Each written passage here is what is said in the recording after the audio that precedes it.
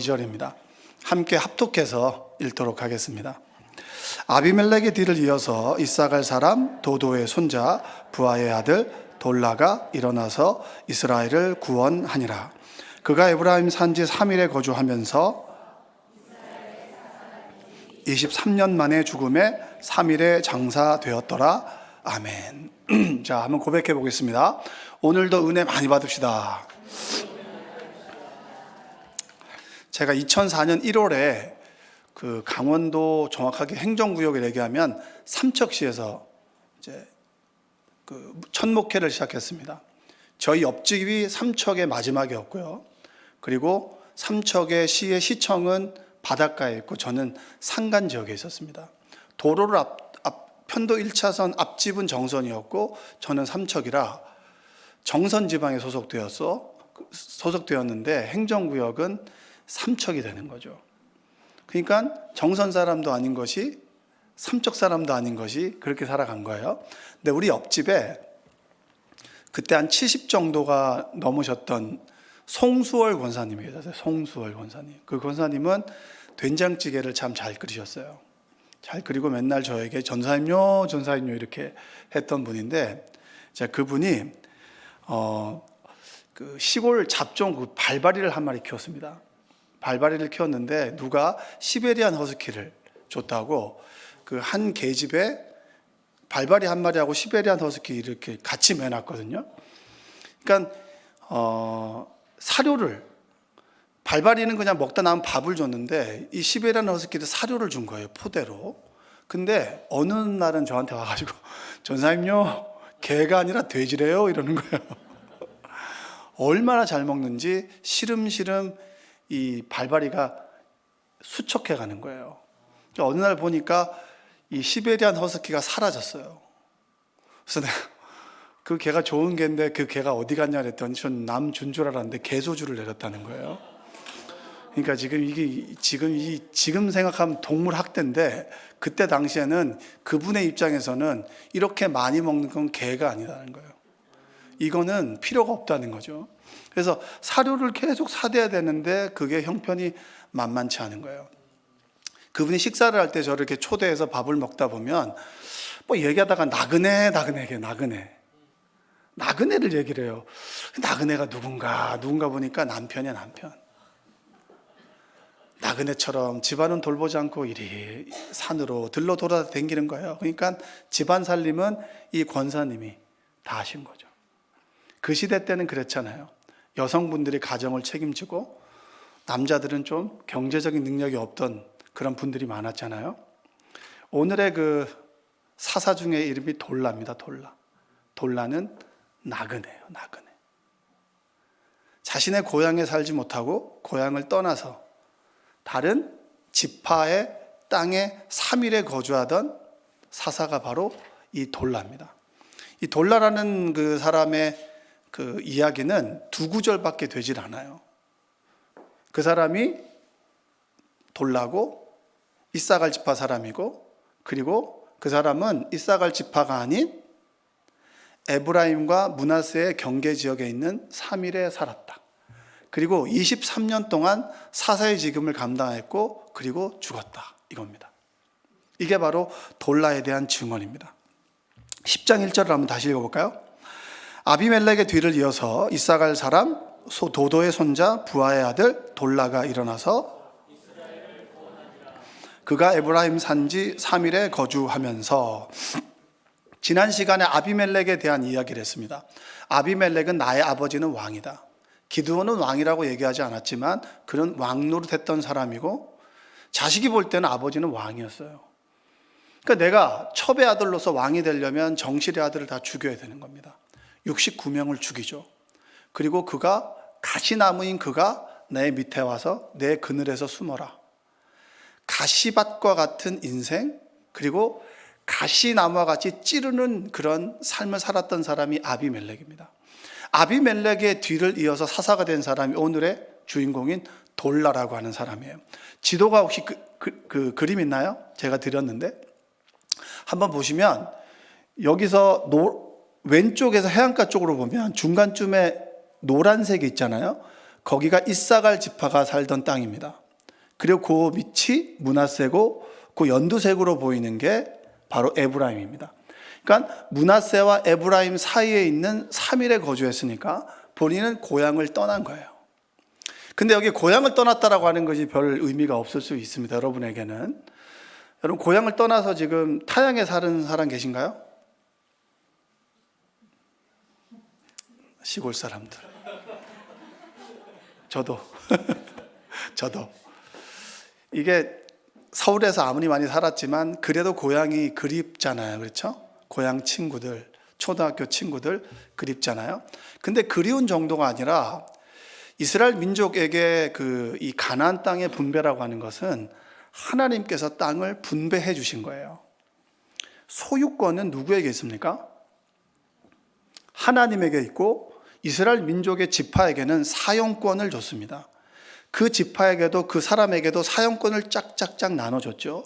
근데 그 중에서 만약에 내가 삶이 어려워졌어요. 이 경작하던 땅을 팔아서 뭔가 돈을 좀 마련해야 됩니다. 그러면 친척이 그 땅을 사는 거예요. 소유권을 사는 게 아니라 사용권을 사는 겁니다. 그래서 50년 후에 희년이 되면 다시 그 사람에게 사용권을 돌려주는 거예요. 그게 바로 고엘 제도입니다. 고엘. 그러니까 돌라가 이사갈 지파 본인의 고향을 떠났다라고 하는 것은 뭐냐면 내 옆에 있는 친척, 가족들이 서로를 보듬어 주지 못했다는 거예요. 그 사람의 인생을 좀 책임져 주지 못하고 어려운 사람들을 그냥 내버려 두는 공동체성이 점점 무너지는 사회를 바로 이야기해 주고 있는 겁니다. 자, 그럼 이 시대에 사람들이 교회에 원하는 것이 뭘까요? 우리는 이스라엘 사람은 아니지만 고엘이라는 제도의 측면에서 보면 누가 우리가 살아가다 건강이 안 좋아질 수 있겠죠? 그리고 경제적으로 좀 어려워질 수 있습니다. 사업을 잘 해나가다가 사업이 좀 어려워질 수도 있고 잘 될 수도 있겠죠.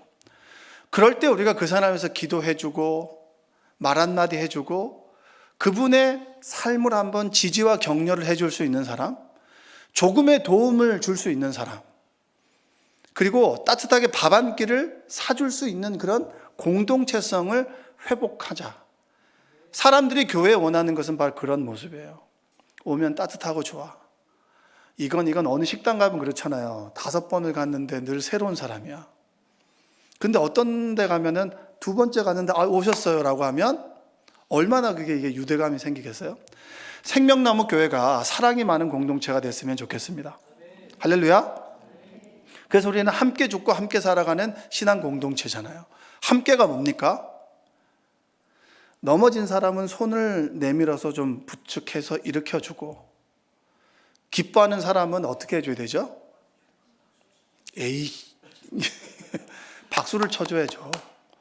여러분, 남의 집 아들이 좋은 대학 가면 박수 치기가 힘들어요, 어려워요? 이게 우리 아들이 재수를 하게 되면요, 남의 아들이 좋은 학교 가면 이게 힘들어요. 근데 그리스도인은 뭡니까? 하나님께 박수를 쳐주면서 하나님 내게도 주소서 라고 할 수 있는 사람들이 그리스도인 아니겠습니까? 옆에 사람들이 좋은 이야기 있으면 박수 쳐주고, 우리 김창균 장님 어제 한번 종 한번 치셨더라고요. 뭐죠? 이 큰 북이죠, 북. 빨간 자켓을 입고 증권거래소에서 상장했다고 북을 한번 치셨는데 제가 감동에 눈물이 나더라고요. 박수 한번 하시죠. 그 시간에 눈물과 고생과 그게 얼마나 좋습니까? 장로님이 잘 되면 우리가 밥 한 끼라도 얻어 먹잖아요. 이게 박수를 쳐줘야 되는 거예요. 근데 박수도 안 쳐주고 밥 한 끼 얻어 먹으면 여러분 떨떠름하잖아요. 그게 바로 이 시대 교회에 원하는 것이고, 돌라가 자신의 고향을 떠났다라고 하는 것은 고향을 떠난 이유가 있겠지가 아니라 고엘이라고 하는 유대감이 깨어진 사회다.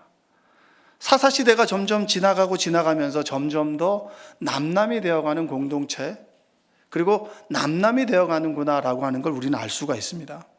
자, 고대에서 이사가기가 쉽지 않죠. 부족과 부족 사회에서 그 사람이 갔다라고 하는 것은 수많은 사람들에게 위협을 당할 수도 있고, 그리고 누군가에게 해코지를 당할 수 있는 사람인데, 그래서 돌라를 나그네라고 얘기합니다. 뭐라고 한다고요? 나그네. 그래서 레위기에 보면 나그네들에게 뭘 대접해야 되죠? 이삭을 나락을 줍지 마십시오. 그 사람에게 먹을 걸 일정 부분 남겨두십시오. 그리고 그 사람이 외집 밤이 되면 집에 초대해서 그 사람에게 먹을 것과 그리고 잠자리를 제공해 주십시오. 그 시대가 무너졌던 사회가 사사기 시대인데 바로 그 위험한 시대에 돌라가 자신의 고향을 떠나서 3일에 거주했더라. 돌라라고 하는 뜻의 이름이 뭔지 아십니까? 벌레입니다. 벌레. 여러분 벌레 좋아하세요? 벌레 안 좋아하시죠? 벌레 안 좋아하죠. 누가 벌레를 좋아합니까? 요즘 곤충을 좀 먹는다고 하지만 그래도 벌레는 기본적으로 싫어요. 이 벌레가와 같은 돌라가 어디에 거주했냐면 3일에 거주했어요. 3일이라고 하는 뜻은 뭐냐면 가시덤불이에요. 제가 이번 주에 저를 한번 좀 돌아봤습니다. 말씀을 묵상하면서 말씀에 비춘 나의 모습을 보니까 내가 누군가가 나를 찌르는 게 아니라 내가 자꾸 사람들을 찌르더라고요.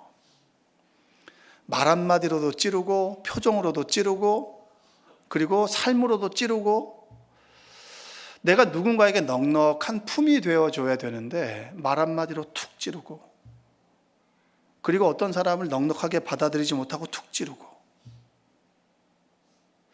우리는 끊임없이 누군가를 찌르고 상처받은 사회를 살아가고 있어요. 상처받았다고 하지만 누군가를 우리는 늘 찔러요.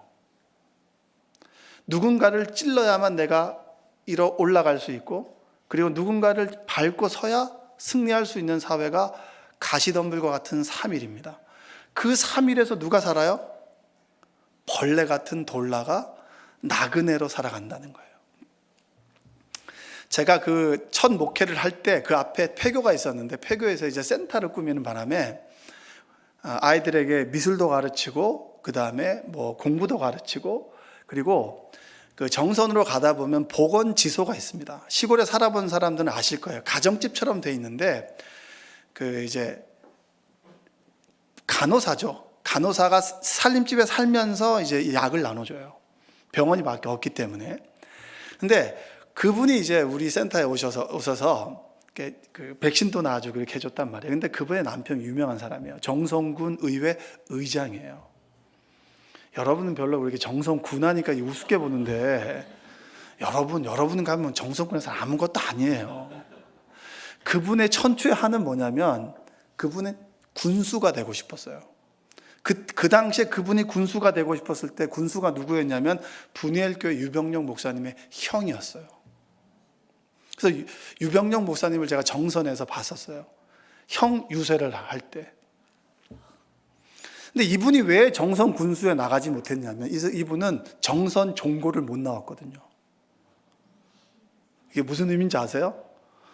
집사님 화천 종고를 나와야 종고가 있나요? 화천에? 화천 고등학교? 그러니까 화천에서는 화천 고등학교를 나와야 화천 군인가요? 예, 군수를 할 수 있는 거예요. 그러니까 이 사람은 서울대가 와도 정선에 와도 이건 못해요. 정선 종고를 나오지 않으면 절대 군수가 될 수가 없는 거예요. 텃세가 있기 때문에. 이분의 천추의 한은 군수가 되고 싶었는데 군수가 되지 못한 이유가 정선 종고. 저를 만나가지고 내가 천추의 한이라고. 내가 정선 종고를 못 나왔다고. 정선 종합고등학교. 이게 나그네예요. 이분이 그곳에서 정말 사람들과 알고 힘을 가지고 오랫동안 살았는데 사람들은 그 사람을 자기의 내지인이라고 생각하지 떠나가는 사람이라고 생각했어요. 그때 우리 교인 중에 박선영이라고 하는 집사님이 계셨습니다. 그 집사님이 그때가 50대 중반인데 그 송어 양식장을 했었어요. 송어 양식장을 했었는데 그분이 온 지가 한 20년 정도가 다 돼갔었는데 수원댁이었어요. 그리고 새댁. 제가 목회할 동안 그분은 늘 수원댁이고 새댁이에요. 왜냐하면 거기는 정선이었거든요. 무슨 문제가 있으면 그 사람에게 돌 던지고요, 욕하고 그래요. 타지 사람이기 때문에. 그게 바로 나그네예요. 그래서 저는 내가 좀 나이 들어서 시골에 가 살아야지. 시골의 맛을 본 사람들은 절대 못 살아요. 못 살아. 텃세가 있어서. 물론 이제 받아들여지는 그런 도시도 있겠지만 그게 나그네의 삶입니다. 나그네 삶은 늘 이 여기서 살아가지만 여기 정착하지 못하는 그 사람들이 나그네예요. 국제 결혼한 사람들이 가장 힘든 점은 뭐냐면 은퇴를 하면 각자 자기의 나라에 살고 싶어 한대요. 근데 어떻게 살아요? 한 사람은 나라를 등지게 되겠죠? 그게 나그네 삶이란 말이에요. 근데 왜 그 나그네 삶을 살아가는 이 돌라를 하나님께서는 사사로 부르셨을까? 그 사람이 가지고 있는 것도 벌레라고 하는 정체성을 가지고 있는 거 보면 대단히 미약한데 왜 하나님께서는 그를 선택을 하셨을까? 야곱의 아들 70명이 애굽으로 들어갑니다. 애굽으로 들어갈 때 그걸 입애굽이라고 하죠. 출애굽이 있으니까 입애굽이 있겠죠. 가뭄과 기근으로 인해서 먹고 살 게 없으니까 애굽으로 들어가는 거예요. 근데 그때 요셉의 인도로 바로와 그리고 야곱이 만납니다. 딱 만나요. 만나서 이런 얘기를 해요. 47장 8절과 9절 한번 읽어보겠습니다. 창세기 한번 읽어볼게요. 바로가 야곱에게 묻되 내 나이가 얼마냐? 야곱이 바로에게 아뢰되 내 나그네 길의 세월이 얼마 못되니 우리 조상의 나그네 길의 연조에 미치지 못하나 험악한 세월을 보내었나이다 하고, 돌라는 집을 떠났기 때문에 나그네라고 하는데 야곱은 가나안에 정착한 사람이에요. 물론 이제 그가 죄를 져서 라반의 집에 21년 동안 있었다 해도 그는 다시 돌아왔단 말이에요. 끊임없이 그는 가나안 땅에 살면서 이쪽 저쪽을 돌아다녀야 되는 나그네의 삶이었어요. 근데 아브라함은 나그네라고 얘기할 수 있겠지만 이삭을 나그네라고 할 수 있나요? 근데 야곱은 내 선조들의 나그네 세월이 나보다 더 깁니다. 저는 제 나그네 세월이 130년입니다. 그런데 그 시간이 험악한 세월을 보냈습니다. 돌라가 나그네가 아니고요. 하나님을 믿는 우리 모두는 나그네의 삶을 살아갑니다. 여러분과 저는 우리는 알고 있어요. 이 땅에서 영원하지 못할 것이라고 하는 것을 알고 있습니다. 길게는 100년일 테고요. 더 길게는 110년을 살아갈 수가 있겠죠. 그렇지만 110년의 삶이 영원하지 않다라고 하는 것을 우리는 알 수 있어요. 성경은 끊임없이 우리에게 너의 인생은 나그네의 삶이야. 여기서 살아가지만 여기서 정착하지 못하고 끊임없이 돌아다녀야 되는 나그네의 삶을 이야기합니다. 나그네의 삶 속에서 야곱이 두려웠어요. 자기가 라반의 집에 가서 너무나 고생했거든요. 돌아다니는 것이 너무나 힘들다라고 하는 걸 알았어요. 애굽에 들어갈 때 겁이 나는 거예요. 내가 돌아올 수 있을까? 내가 객지에서 그냥 죽는 건 아닐까? 라고 하는 두려움을 갖는 거죠. 그때 하나님께 기도해요. 46장 1절과 4절 한번 읽어보겠습니다. 창세기. 이스라엘이 모든 소유를 이끌고 떠나 부엘세바에 이르러 그의 아버지 이삭의 하나님께 희생제사를 드리니 그 밤에 하나님이 이상 중에 이스라엘에게 나타나 이르시되 야곱아 야곱아 하시는지라. 야곱이 이르되 내가 여기 있나이다 하매 하나님이 이르시되 나는 하나님이라 내 아버지의 하나님이니 애굽으로 내려가기를 두려워하지 말라. 내가 거기서 너로 큰 민족을 이루게 하리라. 내가 너와 함께 애굽으로 내려가겠고 반드시 너를 인도하여 다시 올라올 것이며 요셉이 그의 손으로 내 눈을 감기리라 하셨더라. 야곱은 스스로가 나그네 삶이었습니다. 하나님이 지시한 땅에 그대로 있으면 좋은데 어쩔 수 없이 애굽으로 가야 되는데, 내가 죄를 지어서 라반의 집에 갔을 때 너무나 고생했던 기억이 있어서 하나님, 이곳에 가는 게 맞는 것입니까? 내 아버지는 힘들어서 애굽에 갔을 때 아내를 누이라고 해서 죽을 뻔한 기억이 있습니다. 아내를 빼앗길 뻔한 기억이 있습니다. 늘 이 땅에 살면서, 이 땅에 영원하지 않는 이 땅에 살면서 이 땅에 정착하지 못하고 무언가를 의지해야 되는데 의지할 것이 없는 나그네 야곱에게 야곱은 누구를 의지하게 됐습니까? 하나님을 의지하게 되는 거예요. 우리의 인생이 나그네라고 하는 걸 알게 되면요, 변하지 않는 하나님을 찾을 수밖에 없어요. 제가 뭣도 모르고 예전에 목회를 나갔을 때 그런 기도를 했습니다. 제가 기도하다가 제가 한번 생각을 해봤어요. 내가 가지고 있는 돈이 얼마일까? 없어. 학력이 아니야. 능력이 아니야. 나를 밀어줄 그런 선배가 있나? 없어. 그럼 저는 얼마나 어리석은지 보통 보면 주례를 힘 있는 목사님한테 부탁을 합니다. 제 아내 교회 목사님이 있었고 제가 본교회 목사님이 있었는데 우리 본교회 목사님은 잘 나가다가 낙마하셔서 그냥 기관 목회를 하셨습니다. 제가 누구에게 주례를 받았을 것 같아요?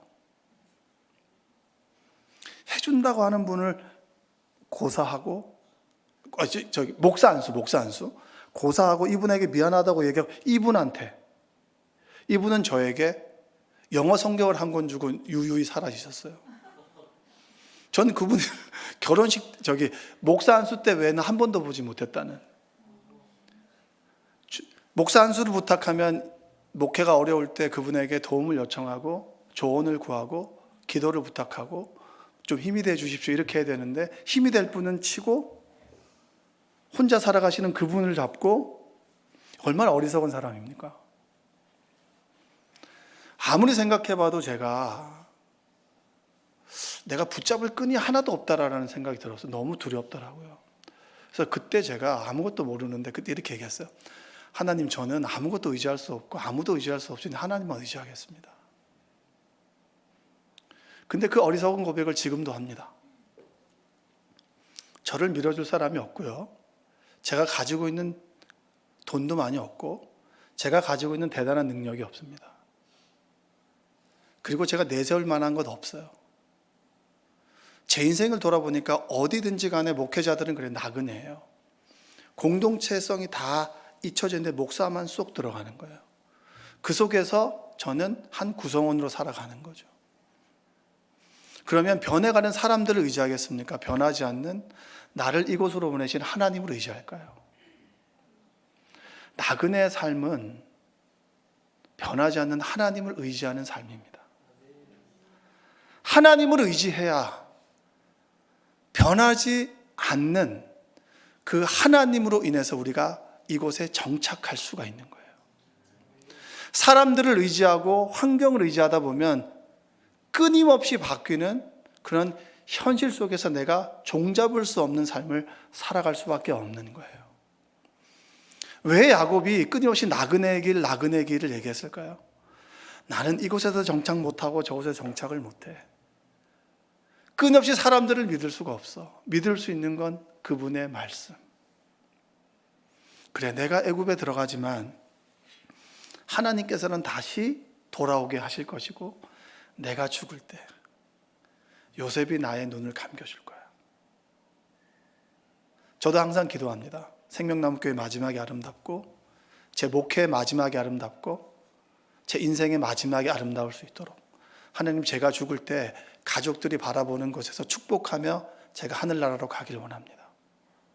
그때 이 말씀을 저에게 주셨어요. 내 아들이 나의 눈을 감겨줬으면 좋겠다. 내가 죽을 때. 유퀴즈를 보니까 법륜스님이 나왔습니다. 법륜스님이 증문즉서이라고 대단하게 이렇게 하는 거 아시죠? 책 산 분 계세요? 성경책 읽으세요. 네? 그 책 사지 마시고. 법륜스님이 본인이 스님이 된 이야기를 하시더라고요. 어떤 얘기를 하냐면, 이제 법륜스님이 이제 시험 기간에 옆에 절이 있어서 예불을 드리러 갔는데, 그 스님이 그런 얘기를 했대요. 바쁘냐? 되게 황팡이니까 바쁘다 그랬던 거예요. 근데 넌 뭐 때문에 바쁘냐? 이런 식으로 물어본 거죠. 그러면서 뭐 어떤 질문을 했냐? 이런 질문을 했습니다. 자, 너는 어디서 왔냐? 도서관에서 왔습니다. 도서관에서 오기 전에 어디 있었냐? 교실에 있었습니다. 묻다 보니까 어디까지 왔냐면 그가 도서관 말고 어디까지 왔냐? 어머니 뱃속에까지 왔어요. 물어본 거죠. 뱃속에 있기 전에 어디 있었냐? 대답을 못했다는 거예요. 어디 갈 거냐? 도서관에 갈 겁니다. 도서관에 갔다가 어디 갈 거냐? 집에 갈 겁니다. 집에 갔다가 어디 갈 거냐? 하다 보니까 죽는 데까지 간 거예요. 죽는 다음엔 어디 갈 거냐? 모릅니다. 너는 어디로부터 와서 어디로 갈지도 모르는데 왜 이렇게 바쁘냐고 이 얘기를 한 거예요. 근데 저는 이 얘기를 딱 듣는데 제가 각성이 되는 거예요. 우리는 하나님으로부터 와서 하나님께로 돌아갑니다. 근데 여러분은 뭐 때문에 그렇게 바쁘세요?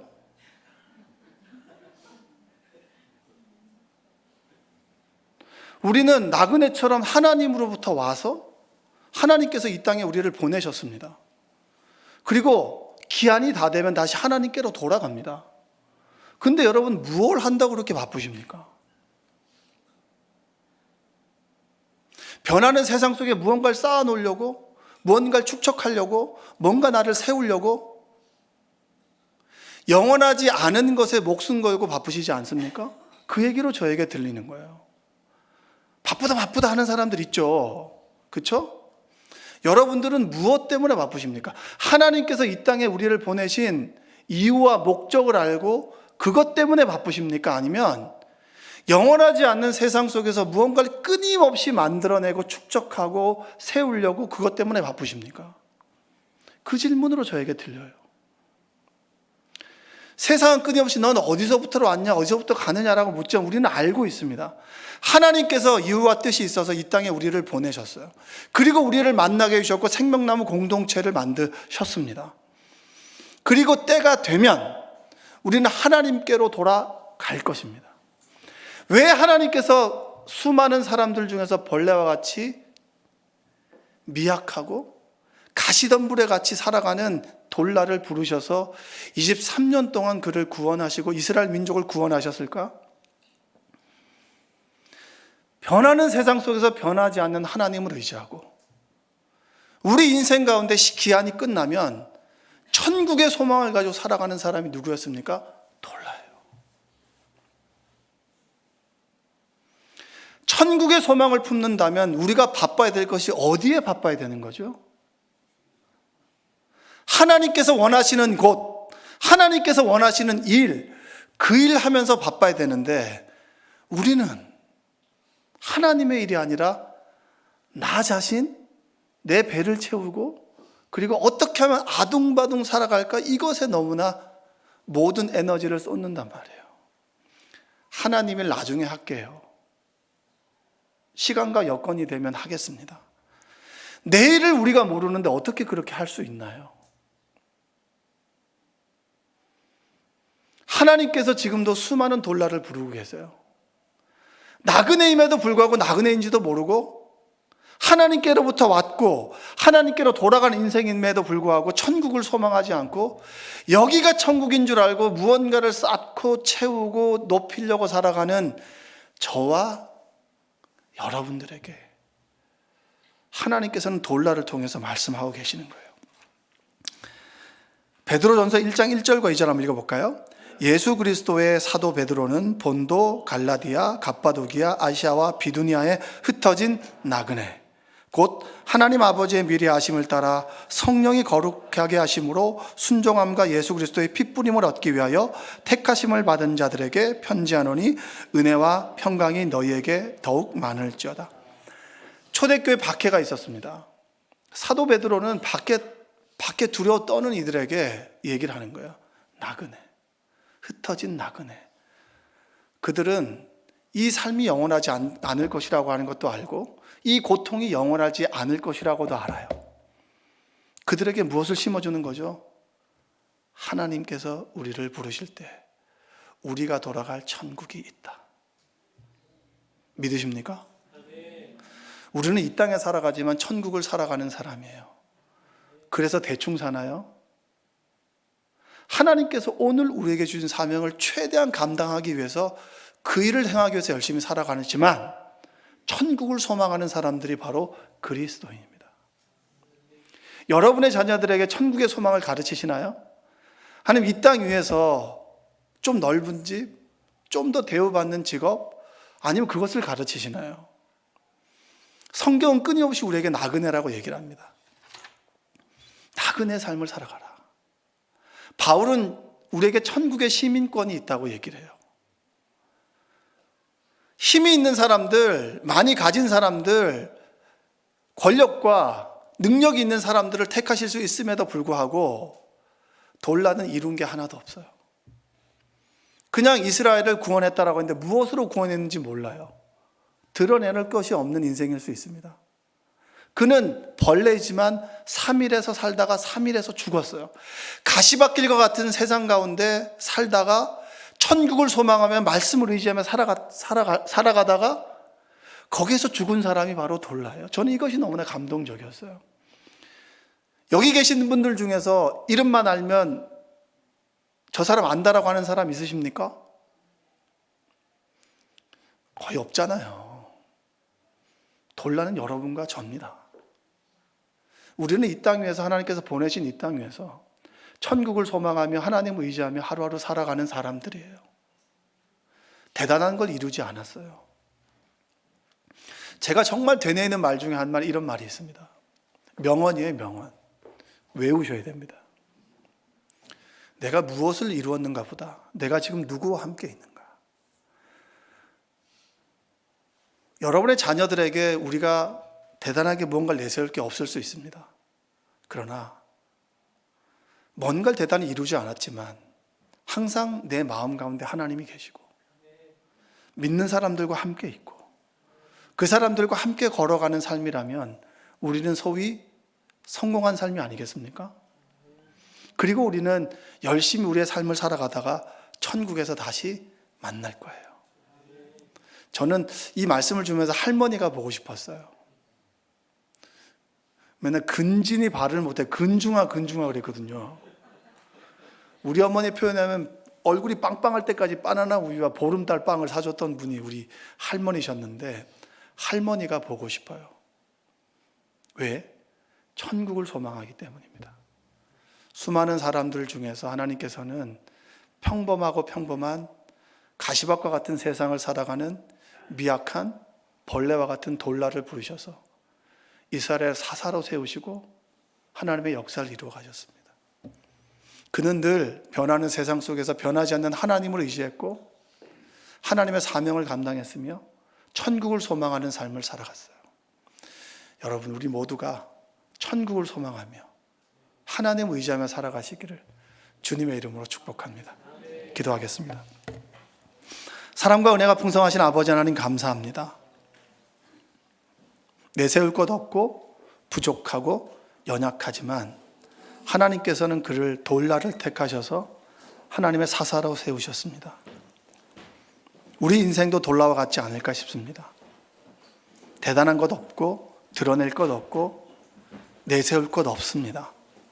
그러나 나그네와 같은 세상 속에서 나그네와 같은 인생을 살아가면서 하나님을 의지하고 천국을 소망하며 그 천국의 소망을 잃지 않고 살아가는 돌라를 하나님께서 택하셨듯이 이 가시덤불 같은 세상 속에서 우리를 택하셔서 하나님의 역사를 이루어 주시옵소서. 하나님의 사명을 감당하기에 바쁜 삶 되게 하여 주시고 내 배와 내 욕망을 충족하는 삶, 그 삶 속에서 바쁘지 않도록 우리를 인도하여 주옵소서. 예수님의 이름으로 기도합니다. 아멘.